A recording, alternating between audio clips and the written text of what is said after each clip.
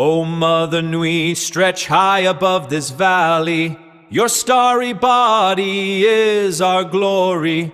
Then see the hawk of yonder Ahurquit, his fiery splendor, oh so mighty. He brings a light for all our weary souls.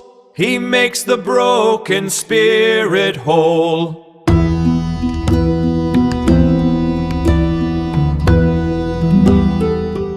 Welcome to today's deep dive. Take a second and just look down at your hands. We usually assume we're looking at, biological tissue, carbon, water, basically a walking, talking machine. But our mission today is to completely upend that perspective. Yeah, we're unpacking this massive synthesis paper on the microcosmic universe.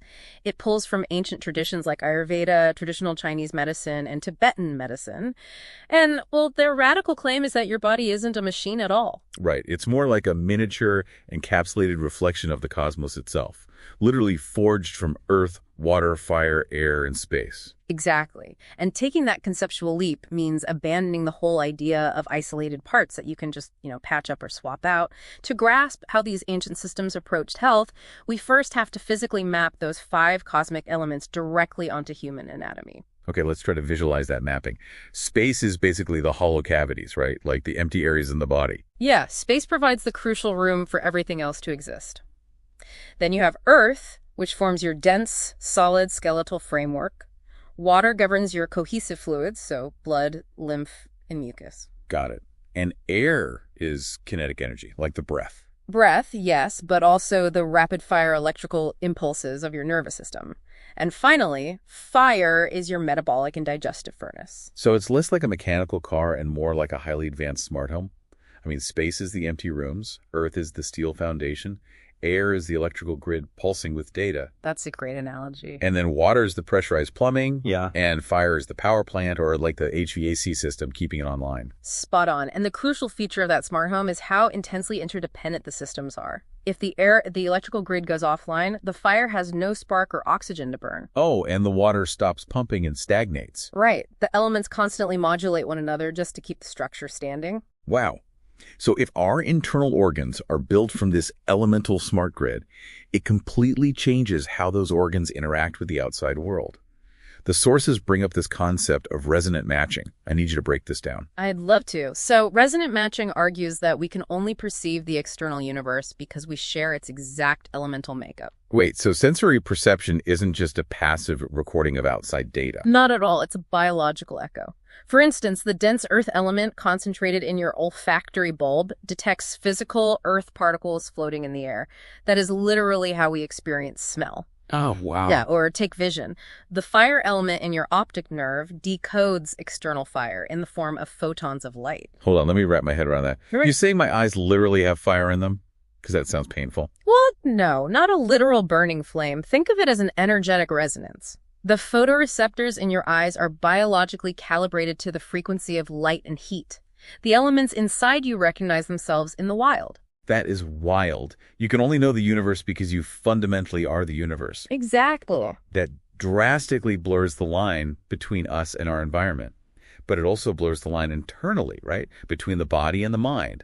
The paper talks about a mind-body cybernetic loop, like a constant, unbroken feedback system. Right, because your physical tissue and your consciousness are forged from the exact same elemental building blocks. There is no true separation. Meaning they affect each other constantly. Yes. Fire governs the physical breakdown of your lunch, but it also provides the psychological capacity for intellect and ambition, literally the ability to digest complex ideas. That makes so much sense. And the sources mentioned, we can see this mapped out physically on our hands, using ancient mudras or hand seals.